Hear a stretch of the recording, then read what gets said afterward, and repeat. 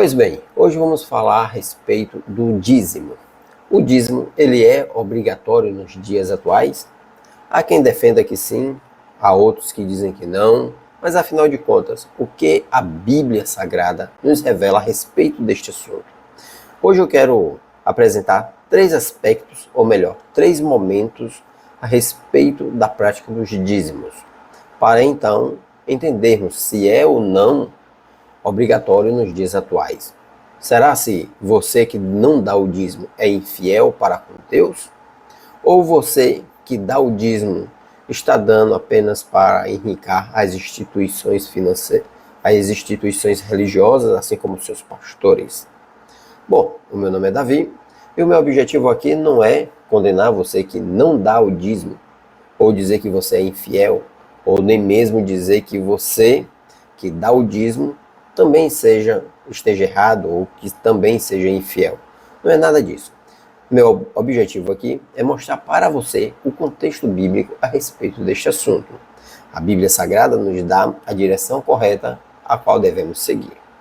Bom, vamos destacar três pontos essenciais a respeito do dízimo. O dízimo antes da lei, o dízimo durante a lei e o dízimo nos dias atuais. Como são feitas as contribuições para a manutenção do ministério cristão nos dias atuais, tá bom? Vamos lá. Primeiro, antes da lei. É muito comum pregadores utilizassem das duas passagens bíblicas lá em Gênesis capítulo 14 e Gênesis capítulo de número 28, onde fala a respeito de Abraão, quando este deu o dízimo a Melquisedeque, e também a promessa feita por Jacó a respeito também do dízimo. Bom, vamos entender a fundo estes assuntos, tá bom? Depois nós estaremos entendendo também a respeito do dízimo entregue pelos levitas, pelo povo de Israel ao sacerdócio ali na antiga aliança, quando Deus instituiu as leis para o povo de Israel, que representaria então o reino dos céus aqui na terra e representaria também o nome do Senhor. Bom, quando nós vamos no Velho Testamento, nós vamos encontrar a primeira menção do dízimo lá em Gênesis capítulo 14, que a Bíblia nos declara, dizendo que quando esse Abraão se encontra com Melquisedeque, ele entrega o dízimo de tudo quanto tem. Esta passagem bíblica que eu quero compartilhar com você, ela se encontra no livro de Gênesis 14, no versículo 7, que diz: "E bendito seja Deus Altíssimo, que entregou os teus inimigos nas tuas mãos, e Abraão lhe deu o dízimo de tudo." Esse tudo aqui se refere aos despojos da guerra. Lá em Hebreus, no capítulo 7, nós vamos encontrar que quando Abraão voltava da matança da guerra contra os reis, ele entregou os despojos dos dízimos. Veja só como está. "Considerai, pois, quão grande era este a quem até o patriarca Abraão deu os dízimos dos despojos." Os despojos são aquilo que é adquirido através de uma guerra. Ou seja, os bens do vencido fica com o vencedor. E foi exatamente o que aconteceu quando Abraão resgatou o seu sobrinho Ló e trouxe também os despojos de todos os reis, devolvendo a parte dos reis de Sodoma e Gomorra. A parte que lhe cabia foi distribuído também para os homens que lutaram na guerra, e a 10ª parte daqueles despojos foi então doados para Melquisedeque, rei de Salém. O segundo momento em que nós vamos encontrar a Bíblia se referindo a respeito dos dízimos se encontra em Gênesis, capítulo de número 28, versículo de número 22, que diz: "E esta pedra que tenho posto por coluna será a casa de Deus, e de tudo quanto me deres, certamente te darei o dízimo." Ora, esta passagem bíblica se refere ao voto voluntário do próprio Jacó, ao qual ele disse: "Se Deus me abençoar na caminhada em que eu irei fazer, e ele não me deixar faltar o pão e nem a água, então eu te darei o dízimo de tudo quanto tenho." Percebam uma semelhança entre Abraão e Jacó. Essa semelhança é nada mais, nada menos que a forma voluntária de entregar o dízimo. Afinal de contas, o próprio Abraão, se nós observarmos a história bíblica, nós não encontraremos outro relato de que Abraão tenha dado dízimo uma segunda ou uma terceira vez. Assim como é nos Levítico, que toda vez em que se produz algo, deve-se então tirar da primícia a 10ª parte para a manutenção da obra do Senhor. E quanto a isso, nós iremos entender o porquê Deus instituiu então o dízimo, que é o dízimo no tempo da lei. O dízimo no tempo da lei foi criado na necessidade do povo de Israel, ao qual eram idólatras e vinham de um lugar onde eles praticavam e adoravam outros deuses, praticavam coisas que desagradavam ao Senhor. No deserto, Deus começa a tratar estas coisas do povo de Israel. E não foi fácil, tanto é que o povo de Israel criaram, ou seja, forjaram com suas próprias mãos imagens de outros deuses para adorar no deserto, e nós conhecemos muito bem a história do bezerro. Mas Deus ele levanta Moisés como um guia espiritual e também sacerdotal para o povo de Israel, e através de Moisés, Deus também separa a família de Arão e separa também a família de Levi, conhecido por nós como os levitas, os quais tinham um ministério dentro da tenda, que era interceder pelo povo de Israel e apresentar também a petição de perdão dos pecados, oferecendo sacrifício. Tanto é que em Números capítulo 18, a partir do versículo 20, diz assim: E disse também o Senhor a Arão: Na sua terra herança nenhuma terás, e no meio deles nenhuma parte terás. Eu sou a tua parte e a tua herança no meio dos filhos de Israel. E eis que aos filhos de Levi tenho dado todos os dízimos em Israel por herança, pelo ministério que executam, o ministério da tenda da congregação. E nunca mais os filhos de Israel se chegarão à tenda da congregação, para que não levem sobre si o pecado e morram. Aqui neste ponto nós vamos entender que tanto o povo da família de Arão, quanto da família de Levi, que eram os sacerdotes e os levitas, que trabalhavam diretamente na tenda, executando então o ministério dado por Deus de intercessores pelo povo. Estes representavam a presença de Deus na terra.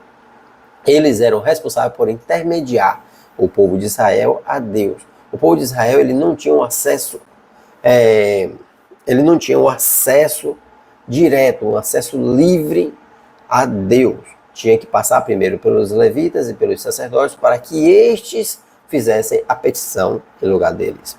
O seu salário, no caso, já que eles não poderiam ter bens, no caso não teriam herança, não teriam terras, então não criavam seus animais, não faziam suas plantações, eles seriam sustentados pelo povo pelo trabalho executado, como se fosse então ali um salário, do qual eles também tinham a obrigação de tirar o dízimo, que era o dízimo dos dízimos, conforme a Bíblia vai descrever no decorrer da história.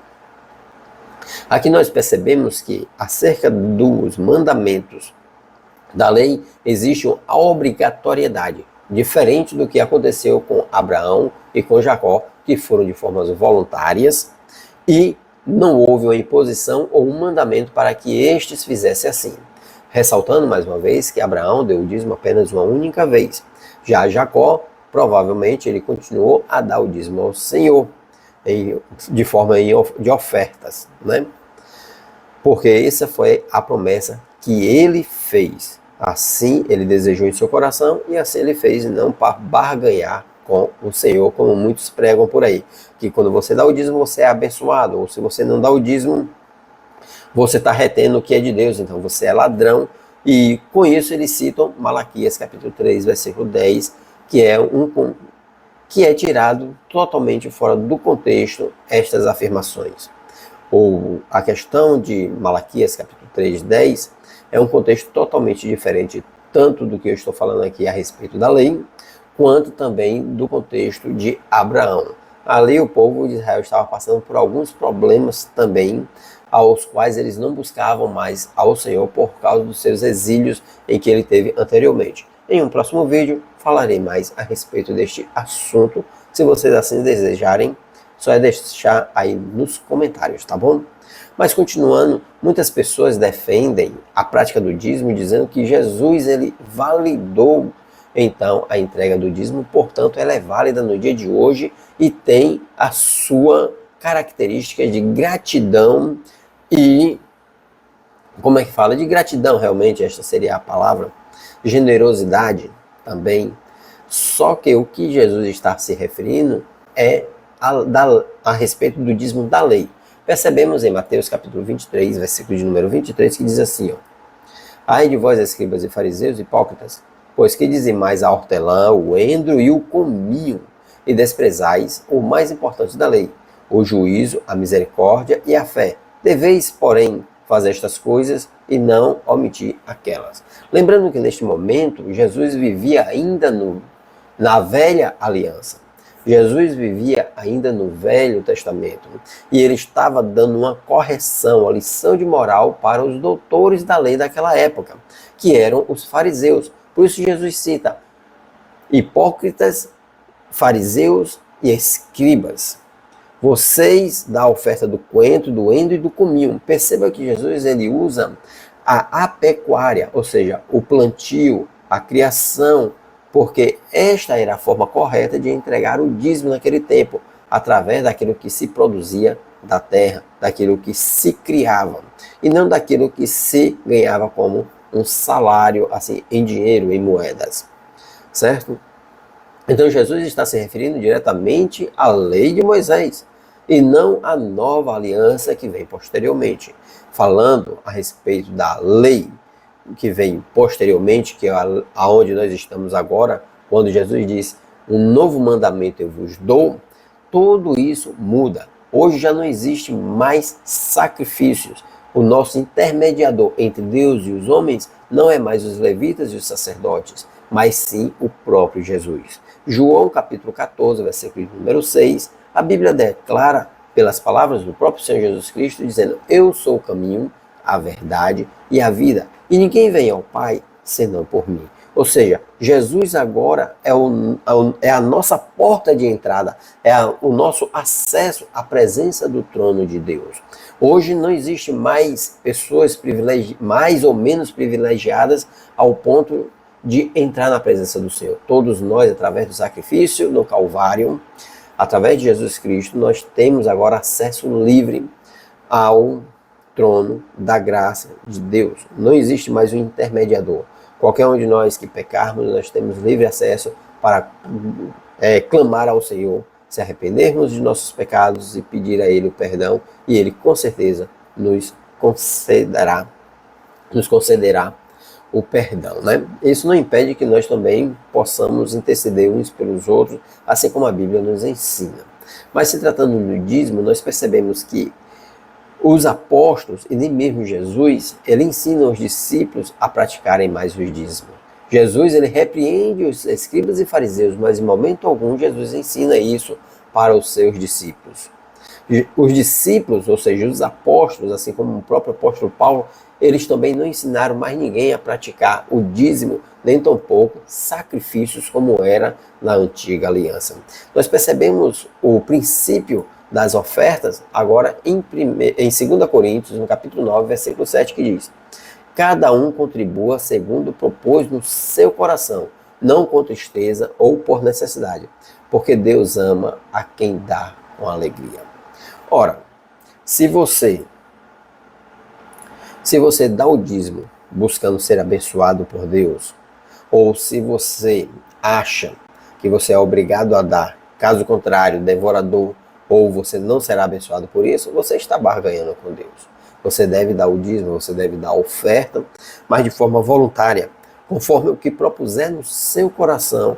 Você tem a liberdade de escolher entre dar ou não dar. Deus, ele não vai te obrigar.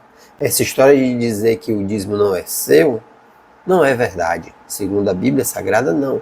Porque Deus, ele não passa em rosto aquilo que ele nos dá. Se Deus me deu algo, Deus, ele não pede de volta. Eu que tenho que colocar isso no meu coração e em forma de gratidão, eu vou ali e oferto, eu vou ali do dízimo. Se você fez essa promessa para com Deus, assim como Jacó fez, que o faça, mas faça de bom grado e com a consciência limpa, sabendo a quem você tem buscado e a quem você tem adorado.